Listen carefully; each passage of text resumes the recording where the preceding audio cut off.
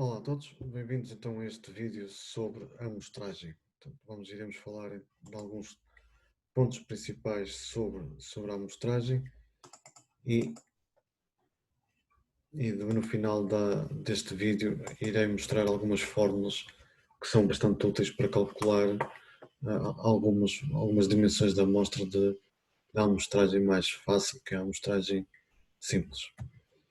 Portanto, nós, como introdução, nós temos que, quando falamos de amostragem, temos que falar também do conceito de sondagem, que é uma metodologia de pesquisa que permite o conhecimento momentâneo de um universo de elementos, numa perspectiva descritiva e quantificada. Também permite a recolha e análise feita através de uma amostra de elementos que depois permitirá a extrapolação se for uma amostra aleatória. Recenseamento é algo que é diferente. Recenseamento é uma análise de todos os elementos da população. Não pode faltar. Geralmente temos todos os elementos da população têm que ser entrevistados. Alguns exemplos que nós conhecemos é desde o recenseamento eleitoral, o recenseamento militar, o recenseamento da população, que é vulgarmente conhecido pelos censos.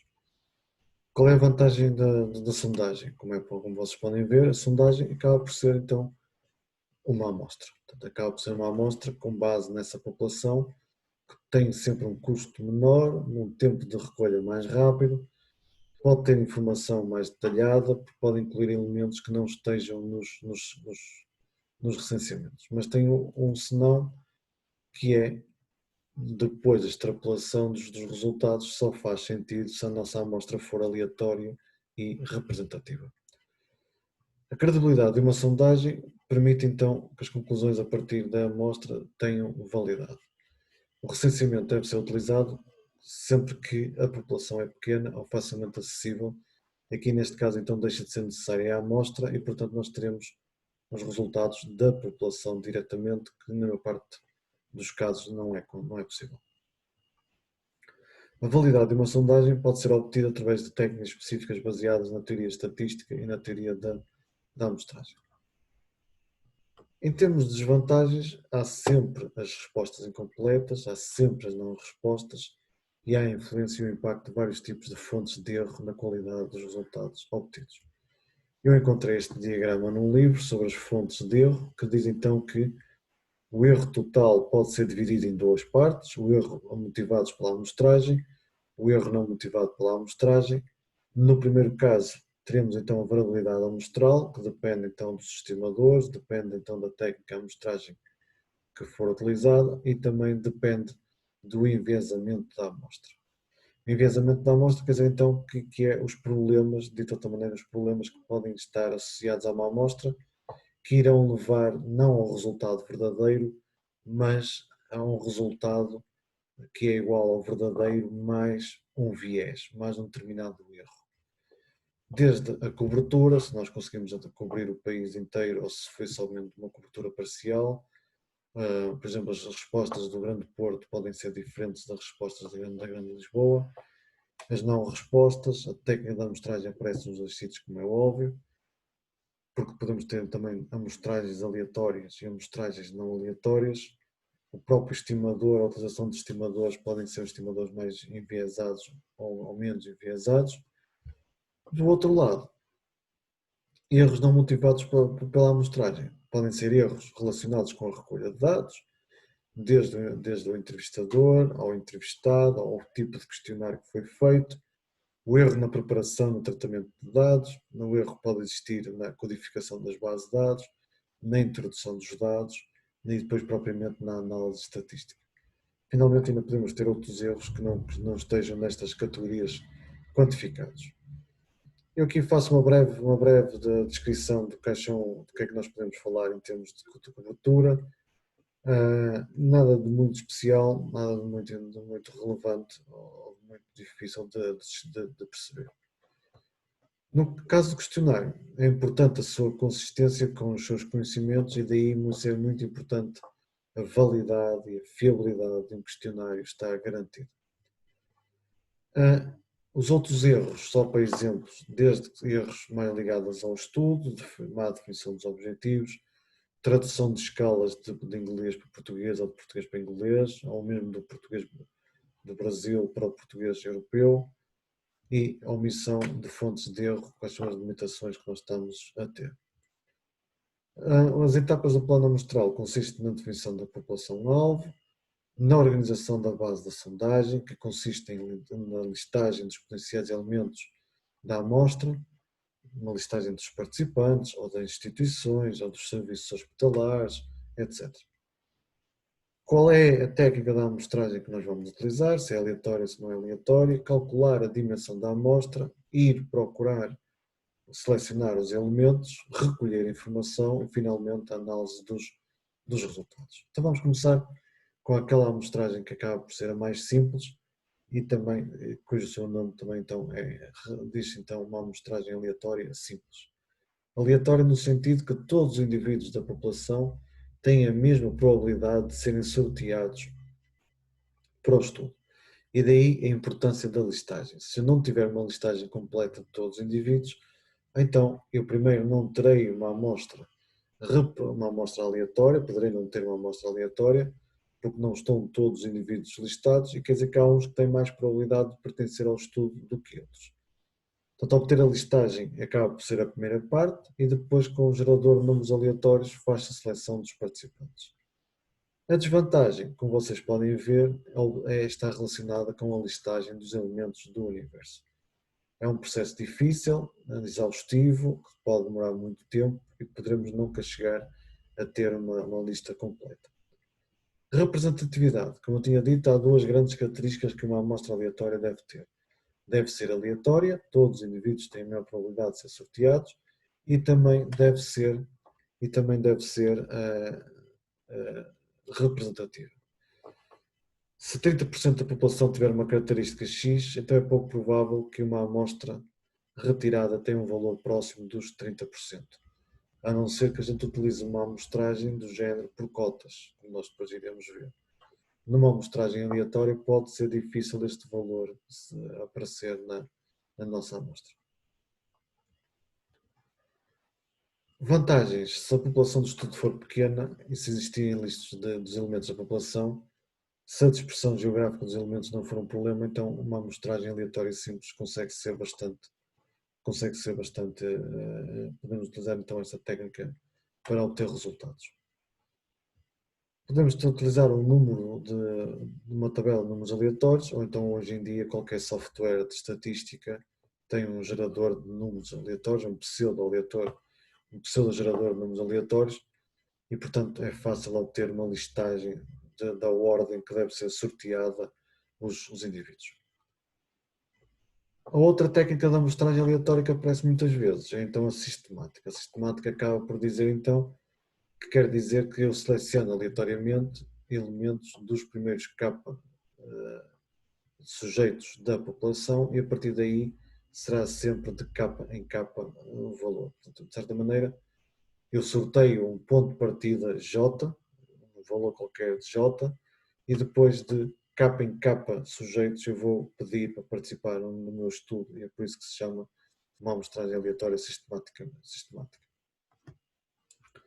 Temos aqui vários exemplos. No primeiro exemplo, eu quero sortear então 50 indivíduos.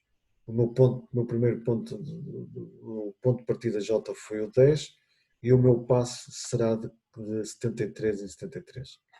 Portanto, o primeiro indivíduo sorteado foi o 10º indivíduo e a partir dali foi então com uma regra de 10 mais 73, 83 mais 73, a partir daí a regra manteve-se de J mais K.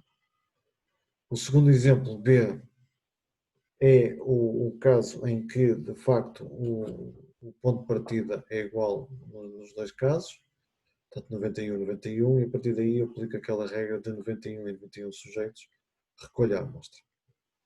No caso do valor não for inteiro, então eu vou escolher sempre um número que esteja mais próximo do número inteiro. Portanto, vou arredondar à unidade mais próxima. As etapas, então, é determinar o intervalo da amostra K, pode ser obtido então pelo quociente em que o N é a minha população total, e o N é o número de sujeitos que eu quero entrevistar ou recolher. Escolher aleatoriamente um ponto de partida e depois, como eu tinha dito, andar de capa em capa para obter então o número do sujeito que nós podemos ter. Tem algumas vantagens este sistema, principalmente em estudos com a componente geográfica, por exemplo, a presença de uma bactéria através da recolha de água ao longo de um curso de um rio, eu posso ter um ponto de partida e depois de capa em capa metros recolho uma amostra de água e vou fazer isso até obter a minha amostra completa.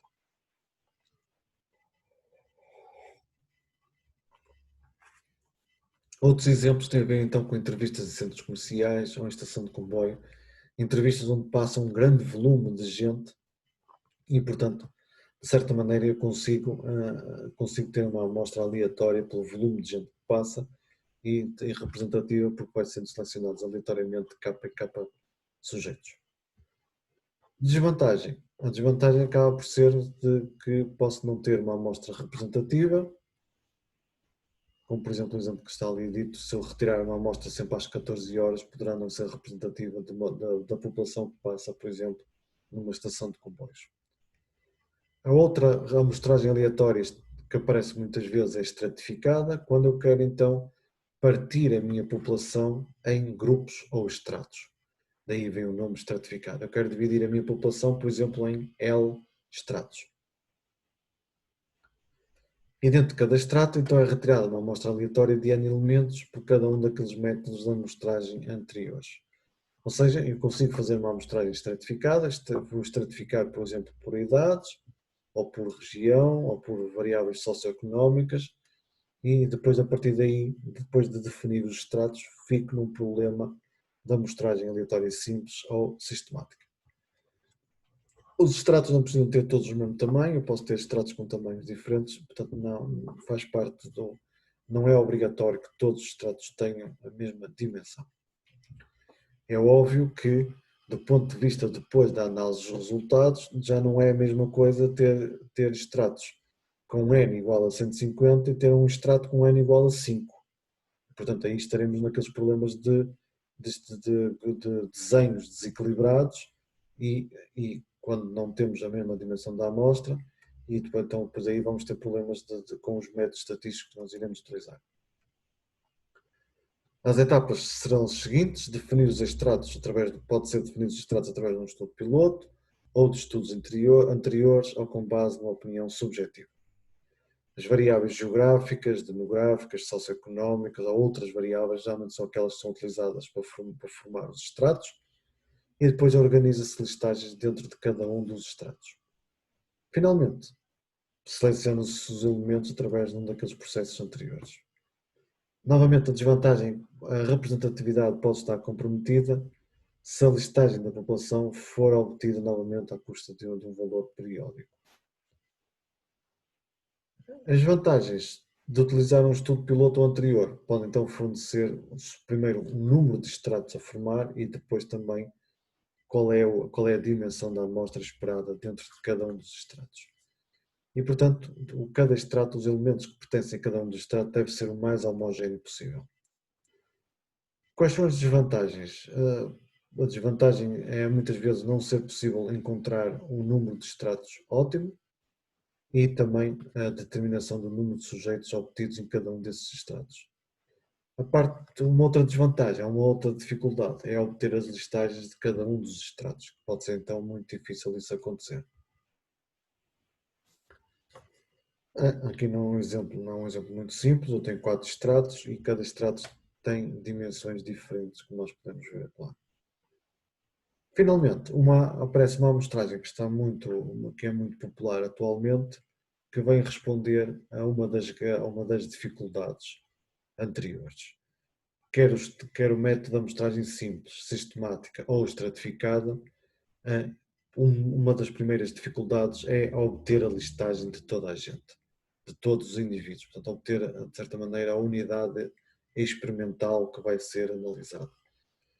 No cluster, numa amostragem por cluster, esse problema fica mais ou menos resolvido. Porquê? Porque em vez de procurar os indivíduos ou obter a listagem dos indivíduos, eu posso estudar por estruturas mais macro, como é que estes indivíduos se agrupam, como é que estes indivíduos formam um cacho, como por exemplo determinadas empresas, procurar por empresas, procurar por escolas, procurar por organizações. E, portanto, é muito mais fácil encontrar organizações, ou empresas, ou escolas. É muito mais fácil obter listagem dessas estruturas macro do que tentar procurar todos os indivíduos numa estrutura micro. E, portanto, o cluster acaba por resolver o problema principal das outras anteriores. Portanto, o termo cluster define o conjunto de unidades elementares da população e, em termos de exemplo, temos aqui alguns exemplos que, desde o cluster e a sua unidade elementar, o cluster é a turma, é muito mais fácil ter uma listagem de turmas do que ter uma listagem de alunos. É muito mais fácil ter uma listagem de centro de saúde do que ter uma listagem de utentes. E assim sucessivamente. O que é que acontece numa amostragem por clusters? Depois de eu sortear aleatoriamente a turma, por exemplo, o segundo A, então todos os alunos dessa turma vão ser convidados a participar no estudo. Então é assim que se forma, então, entre aspas, as listagens de uma amostragem por clusters. E pronto, de certa maneira, a amostragem por clusters obriga que haja uma listagem completa das unidades amostrais primárias, até aquelas unidades macro, e as unidades micro dessas unidades irão pertencer ao estudo e, portanto, será então, a seleção será feita assim. As etapas é especificar os clusters, depois selecionar uma amostra dos clusters, uma amostra aleatória de turmas e incluir todos esses membros dentro do cluster selecionado. Vantagens de uma amostragem por cluster: fácil implementação e obtenção de resultados, custo inferior comparado com as outras técnicas porque as questões logísticas são muito menores. O ideal é que cada cluster apresente uma variabilidade aproximada à população e uma variabilidade também próxima entre clusters. E, de certa maneira, podemos dizer então que clusters que são mutuamente exclusivos e exaustivos na população podemos estar num problema muito próximo de uma amostra estratificada. Quais são as desvantagens? Clusters muito homogéneos também resulta numa informação redundante. De outra maneira, também tem que haver alguma variabilidade. Se não houver variabilidade nenhuma, os clusters são todos idênticos uns aos outros. A variabilidade das estimativas obtidas são superiores quando comparadas com as outras amostragens aleatórias. Portanto, isso é uma desvantagem porque eu vou ter sempre mais variabilidade associada a uma amostragem por clusters.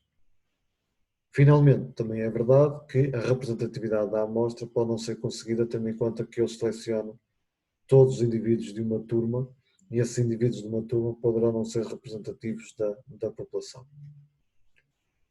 Existe uma outra abordagem que é a multi-etapa. A multi-etapa quer dizer que eu posso definir, além de unidades primárias, unidades secundárias, unidades terciárias, só finalmente depois é que eu vou chegar à unidade elementar. Só para dar aqui um primeiro exemplo, um bairro pode ser dividido em quarteirões podem ser divididos em prédios e depois os prédios podem ser divididos em habitação e então só depois é que eu vou fazer uma seleção aleatória aqui eu posso fazer uma seleção aleatória dos quarteirões que eu quero analisar, mas como era ainda muita quantidade de informação a recolher, eu posso fazer uma amostra dentro daquele quarteirão selecionado, uma amostra de prédios e depois dentro da amostra de prédios também posso fazer uma seleção aleatória das habitações, ficando assim então depois ir fazendo a entrevista porta a porta. Nas amostragens não aleatórias temos a amostragem por conveniência, onde os elementos são recolhidos porque se encontram onde os dados para o estudo podem ser recolhidos. Peço uma redundância, e de facto é um bocado, mas quero dizer que de facto muitos estudos são feitos em clínicas, porque nós sabemos que naquela clínica nós vamos conseguir obter uma amostra de pacientes com uma determinada característica. E, portanto, a sua participação é acidental ou voluntária, ou seja, é não intencional, é não aleatória. Inquéritos de rua, inquéritos a amigos, inquéritos por telefone ou por e-mail são outros exemplos. A sua utilização deve ser feita sempre em estudos exploratórios ou em pré-teste do questionário. A dimensão da amostra pode ser mais reduzida e nem possibilidade de se obter uma amostra aleatória. Grande parte dos estudos observacionais que são publicados são amostras por conveniências. A vantagem, rápido, barato, fácil de implementação. Grande desvantagem é que as conclusões não podem ser generalizadas para o universo porque não estão de certa maneira, as duas condições principais de uma amostra poderão não estar cumpridas, que é ser aleatório e ser representativo. Uma amostragem por cotas pode ser sempre utilizada quando se sabe que uma determinada patologia afeta uma proporção dos indivíduos. Só que é que uma amostragem por cotas não é uma amostragem aleatória. É uma amostragem não aleatória. Os indivíduos são escolhidos deliberadamente porque são considerados que possuem características que são típicas ou representativas de uma população. Também, muitas vezes, é impossível obter as listagens da população. E, de certa maneira, uma amostragem por cotas é definida como uma amostra estratificada não aleatória. Se 30% de uma população tiver uma patologia X, então a nossa amostra também tem que ser representativa dessa população e deve ser constituída aproximadamente por 30% de participantes com essa patologia. Quer as vantagens, quer as desvantagens são idênticas ao do problema anterior e, portanto, não vale a pena estar a falar muito mais sobre essas. Quais são as etapas? Definir as cotas. Podemos ter situações unidimensionais, como por exemplo a idade categorizada. Podemos ter situações em que tem uma tabela de dupla entrada, a idade e o sexo, por exemplo, ou podemos ainda ter multidimensional. Aqui está o exemplo de cotas interligadas, em que aqui relaciona então várias variáveis, desde a idade, a classe social e o sexo. Temos também outros tipos de amostragens não aleatórias, como por exemplo bola de neve, que em inglês dá-se o nome de snowball, porque como o próprio nome indica, ela vai crescendo à medida que vai ganhando, vai descendo a colina, isto é, à medida que vai ganhando velocidade, vai aumentando de tamanho. Esta é uma amostragem também considerada não aleatória, em que há um passa-palavra entre uma determinada comunidade, por exemplo, entre os seus amigos. O sujeito 1 tem 5 amigos e passa a palavra, esses 5 amigos passa a outros 25 amigos, e depois de 25 amigos vai passar a palavra a 200 e tal amigos, e de certa maneira há um efeito de bola de neve, porque de repente eu tenho uma amostra muito grande. E portanto, esta amostragem Snowball é muito interessante quando nós queremos recolher informação muito rapidamente, ou então com uma determinada característica específica que nós queremos estudar. E portanto, esta amostragem da Snowball, quando eu falei dos amigos, também tem um segundo exemplo. Geralmente os meus amigos partilham características que eu também partilho e, portanto, de certa maneira, ao fazer esta amostragem de Snowball, eu consigo ter uma amostra não representativa, claro, mas uma amostra alargada de indivíduos que partilham uma determinada característica. O outro exemplo de uma amostragem não aleatória é o Focus Group, ou Grupo Focus, que consiste numa entrevista a um pequeno grupo de sujeitos, 10 a 20 sujeitos, pode ser menor, de facto pode ser menor, escolhidos pelo investigador por serem representativos de uma população em Portugal. Uma população em particular. Portanto, de certa maneira, o Focus Group é para fazer análises, muito geralmente para potenciais consumidores de um produto, membros de uma profissão, portanto, fazer então inquéritos mais na ótica qualitativa, aparece muitas vezes então este Focus Group. Estudo de caso também é uma amostragem não aleatória, porque muitas vezes a dimensão da amostra é 1. A maior parte das vezes no estudo de caso a dimensão da amostra é 1. É um sujeito que tem características muito particulares e então faço um estudo de caso sobre isso. Então vamos falar agora de estimadores. Portanto, os estimadores em amostragem, de certa maneira, é o passo seguinte. Portanto, nós já recolhemos a amostra, já recolhemos a informação e agora queremos lidar a informação. O primeiro exemplo que eu vou falar daqui é para a média e depois para o total de uma população e finalmente para a proporção de uma população. No caso da média, na média populacional, nós sabemos então que o valor da população seria dado por estes dois parâmetros, pelo μ e o sigma quadrado, e os valores da amostra seria dado então pela média da amostra e pelo valor da variância corrigida da amostra. A variância do estimador da média amostral, quando falamos de amostras independentes, já vamos ver o que quer dizer amostras independentes, a variância da média vai ser dada por esta forma que está aqui, ou então se o valor do sigma for desconhecido, dá-nos então, de certa maneira, este valor que está aqui, que é uma forma que nós podemos então dizer que é o valor da variância a dividir pelo número de sujeitos.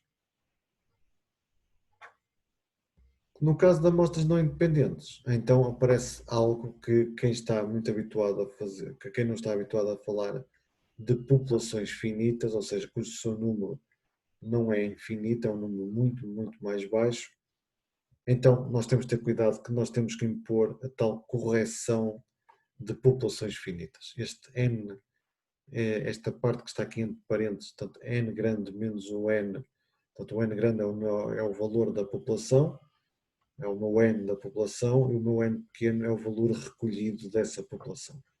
E, portanto, eu tenho que, de certa maneira, corrigir as minhas estimativas por este fator de correção que depende essencialmente então da amostra, portanto, depende muito do valor da amostra. O que quer dizer então amostras independentes versus amostras não independentes? Se o tamanho da amostra n não exceder os 5% da minha população, então estamos em amostras independentes. Portanto, se o meu N for, da minha dimensão da amostra, for incomparavelmente menor, inferior a 5% de toda a minha população, eu considero que os indivíduos não há relação, não há nenhuma estrutura de correlação entre os indivíduos e, portanto, considero que os indivíduos são amostras independentes umas das outras. Quer dizer, então, que não há nenhuma relação de dependência entre os diferentes sujeitos na mesma amostra. Se o tamanho exceder os 5%, então existe já algum viés e para corrigir o viés, então é preciso ter este fator de correção de populações finitas. Há um outro exemplo que aparece no caso da população total. No caso da população total que eu estimei então com o valor tal, não é mais que calcular o valor do N, portanto, o meu valor da população multiplicado pelo valor da média da amostra. Já vamos ver no próximo exemplo como é que isto funciona. Vamos supor que eu tinha um estudo para determinar o número de pessoas com uma determinada patologia num país de 286 freguesias. Procedeu-se a uma amostra aleatória de 15 freguesias, destas 286, e contabilizou-se a seguir o número de pessoas que sofrem dessa patologia. Portanto, o caso da população total é uma estimativa do número de sujeitos que eu vou ter com esta patologia na população. Temos aqui a nossa amostra, então o que nós fizemos foi calcular o valor da média amostral, que deu 25,9, o valor da variância, que deu 919,06, e depois calculamos a variância estimativa de erro padrão da média amostral, que depende então do valor da amostra. Portanto, a estimativa do erro padrão da média depende essencialmente do valor da amostra, como nós estamos aqui a ver, assumindo que nós estamos num caso de população finita. E, portanto, de certa maneira, o valor da amostra, a média da amostra foi 25,9 pessoas, e que eu quero dizer então que eu a seguir posso tentar calcular a estimativa do número total de doentes, e então esse valor anda à volta de 7.417 doentes daquela patologia. Então, e podemos também calcular a variância estimativa do erro padrão para o número total de doentes, e o standard error anda à volta de 2.179 doentes, quer dizer então que é um valor ainda que tem uma fonte de variabilidade ainda bastante considerável e portanto, provavelmente a dimensão da, portanto, deveríamos se calhar recolher mais dados, mais freguesias, para tentar perceber se este valor se mantém consistente ou então se ele vai tender para o verdadeiro valor da população. No caso da proporção, não se esqueçam que a proporção é para variáveis essencialmente binárias, 1 presente, 0 ausente, e portanto eu posso fazer isto se a variável xi estiver codificada desta forma, 0 ausente, 1 presente, então eu posso calcular a média, que é a soma dos valores uns a dividir pela dimensão total da amostra e obtenho então o valor da minha proporção amostral. Posso também estimar o valor da variância da proporção, através daquela forma que é nossa conhecida, para então obter o valor para obter então o valor da minha proporção, para obter uma estimativa da variância da minha proporção. Novamente, eu tenho aqui o caso das amostras independentes, amostras não independentes. Já sabem que as amostras não independentes temos que introduzir um fator de correção dos nossos resultados. E quando P não é conhecido, quando o valor da população não é conhecido, que é a maior parte dos casos, então deve-se utilizar o P igual a 0,5, que representa o pior caso que nós podemos ver. Do ponto de vista matemático, a gente consegue explicar isso melhor. Se nós estudarmos a função P1 menos P, vemos então que no ponto 0,5 tem propriedades matemáticas interessantes nesse ponto, e portanto é por isso que também há uma razão matemática para ser o valor 0,5. Finalmente, então, se eu quisesse estimar a proporção de votantes favoráveis a um determinado assunto, de uma amostra aleatória de 1200. 552 reportaram que iam votar a favor, então eu quis calcular qual era o valor da proporção amostral, uma estimativa da variância e principalmente dar um jeito, neste caso, a estimativa do erro padrão do valor, porque quando nós estamos a falar de proporções,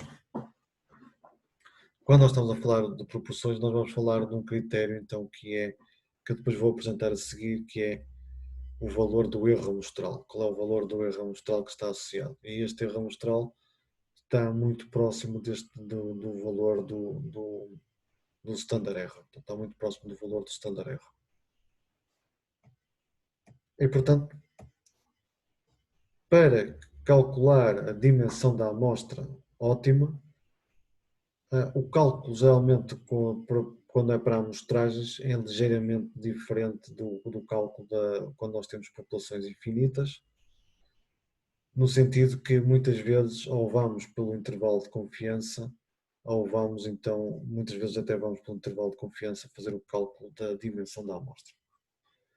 Portanto, quais são os pontos importantes? Os pontos importantes é definir a margem de erro aceitável, ou seja, qual é o valor que a gente considera para a margem de erro B entre a diferença do valor estimado do verdadeiro valor da população. A seguir, podemos calcular a probabilidade disto, que não é mais do que a definição do intervalo de confiança que nós conhecemos.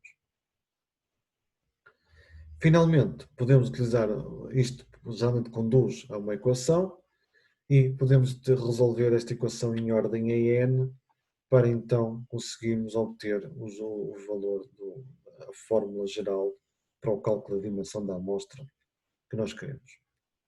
Parte difícil, muitas vezes, é sempre determinar ou estimar os parâmetros desconhecidos. Deixo aqui dois calculadores online não muito sofisticados, é verdade, mas de certa maneira são calculadores que vocês podem utilizar para de certa maneira, se tiverem que fazer um cálculo rápido, sem muitos pressupostos, especialmente o primeiro, que é um software que é baseado num software gratuito que está disponível numa página web, pode ser útil, pelo menos para ter uma ideia, uma ideia, uma estimativa inicial, uma ideia inicial de qual é o valor. E agora ele saltou, peço desculpa, e portanto eu estava aqui, então saltou fora. Só um segundo, estava aqui. E portanto estava a dizer que para ter um valor, uma estimativa inicial muito básica, então podemos utilizar estes dois calculadores. Eu vou apresentar nos próximos slides quais são as fórmulas para os cálculos de uma amostragem aleatória simples e barra sistemática. E depois faço uma outra sugestão para fazer para a estratificada e para a cluster. Quem quiser saber mais destes detalhes podem me contactar, porque existem livros que trazem as fórmulas explícitas pessoalmente para os métodos de amostragem principais, como a estratificada ou a cluster. Novamente, se houver mais uma característica em estudo, deve-se estudar todas as características e deve-se tomar a dimensão da amostra mais elevada.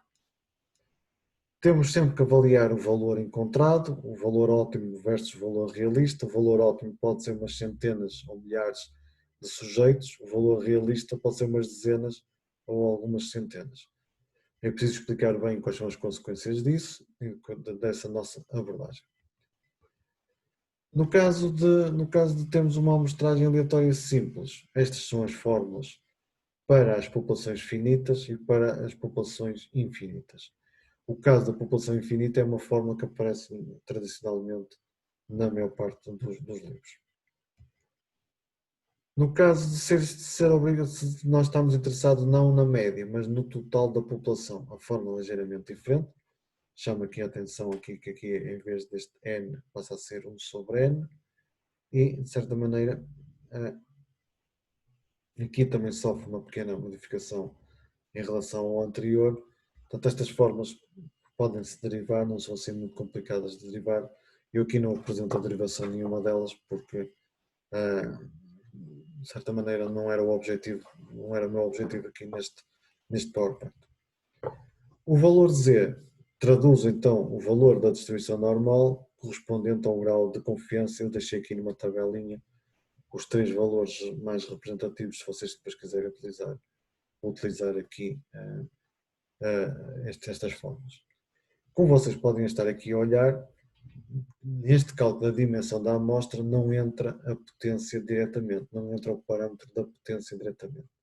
Tudo isto porque, em vez de estar a utilizar o valor a técnica baseada na potência, eu estou a utilizar a técnica baseada no intervalo de confiança. Portanto, eu estou com base no intervalo de confiança, estou a tentar estimar este valor de N. Como é que eu vejo isso? Este valor B que está aqui é então a margem de erro que eu estou disposto a cometer. De certa maneira, pode-se estabelecer alguns paralelismos entre esta margem de erro e o erro tipo 2, mas não é bem por aí. Portanto, aqui são duas, que é uma estratégia diferente de calcular a dimensão da amostra com base no intervalo de confiança e não tanto com base no valor do erro tipo 2. Para a proporção, nas fórmulas que aparecem são mais ou menos à volta destas que estão aqui.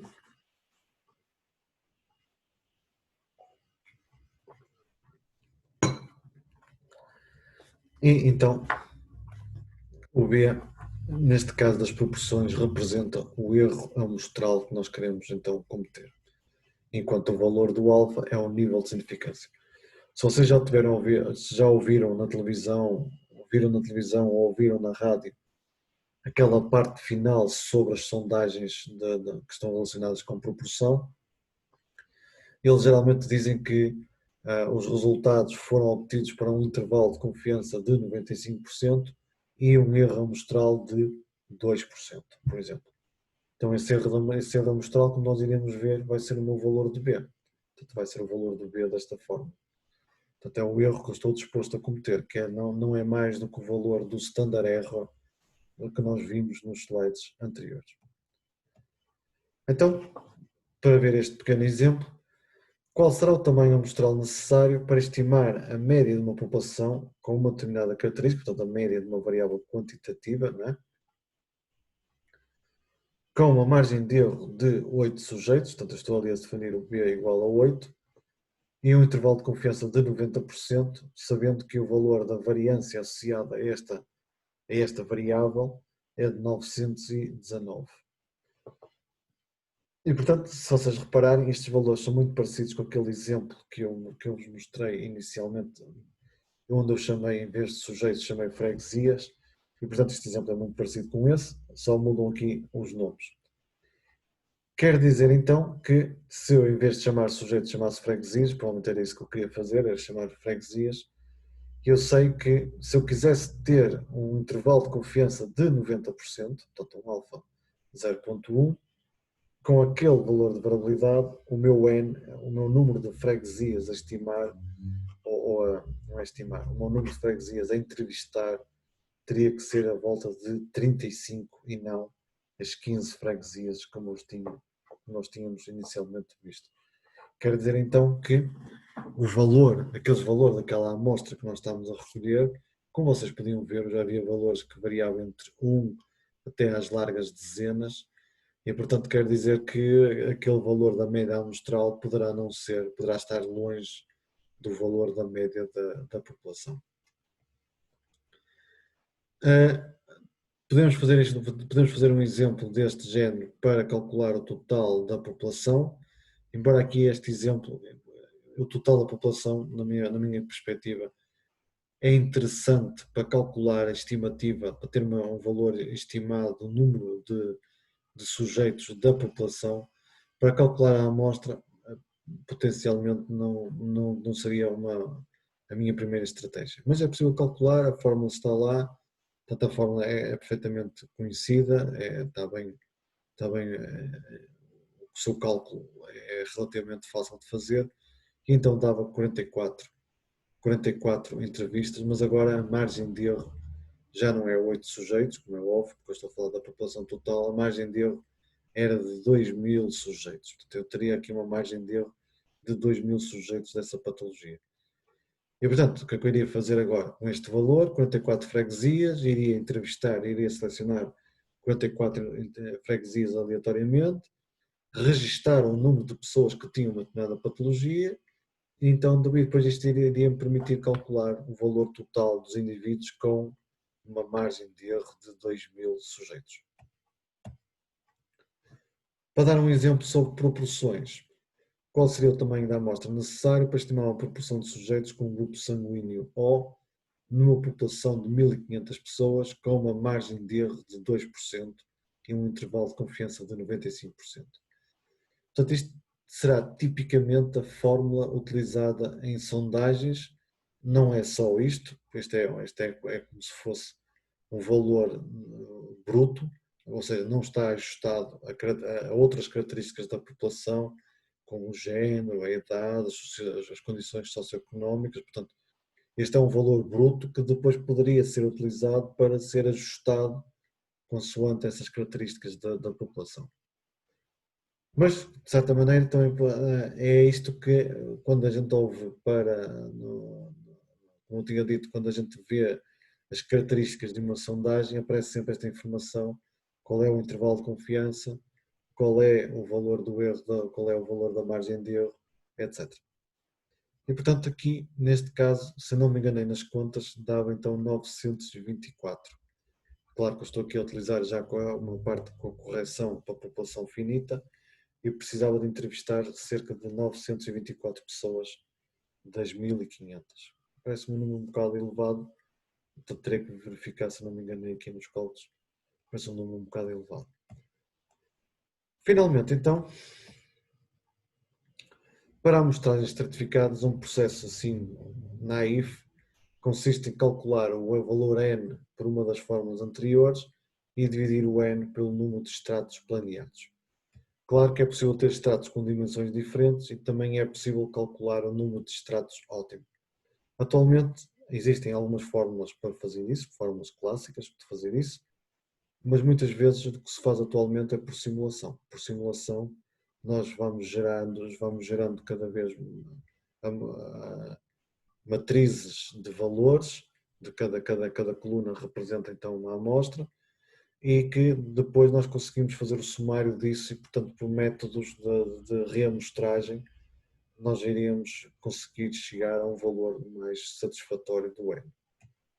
Mas também há as fórmulas clássicas, portanto, não é obrigatório utilizar métodos de simulação para lá chegar.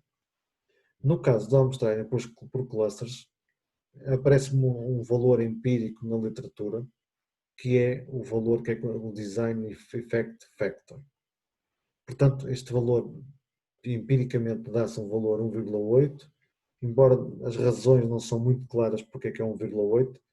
Se nós não quisermos este Design Effect Factor, colocamos o valor 1, mas geralmente então utiliza-se o valor 1,8 para, além do valor total, multiplicar por 1,8 por causa dos clusters. Como nós sabemos, os clusters têm um problema que é a desvantagem do cluster é que tem mais variabilidade e como tem mais variabilidade tem que ter mais sujeitos para compensar essa variabilidade, para tentar reduzir um pouco essa variabilidade.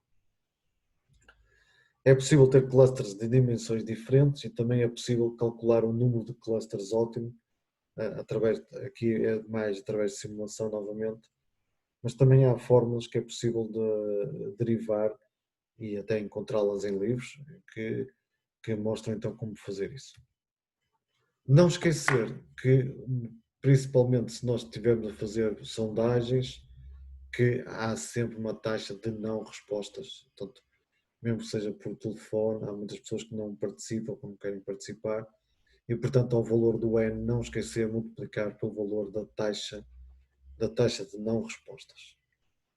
E pronto, sobre a amostragem, muito brevemente, porque a amostragem, o próprio assunto da amostragem pode ser perfeitamente uma unidade curricular só sobre a amostragem, porque há depois a amostragem adaptativa, há outras formas de como obter a amostragem, e portanto eu falei apenas dos casos mais fáceis de perceber, os casos também provavelmente poderão nos aparecer mais vezes, e para vocês ficarem com algumas destas ideias. Portanto, eu vou depois disponibilizar um livro sobre a amostragem e onde, se vocês precisarem de fazer uma amostragem a sério, devem olhar para esse livro, e esse livro então traz muita informação desde amostragens adaptativas, o problema do resampling ou da reamostragem, e portanto será um assunto interessante para vocês abordarem.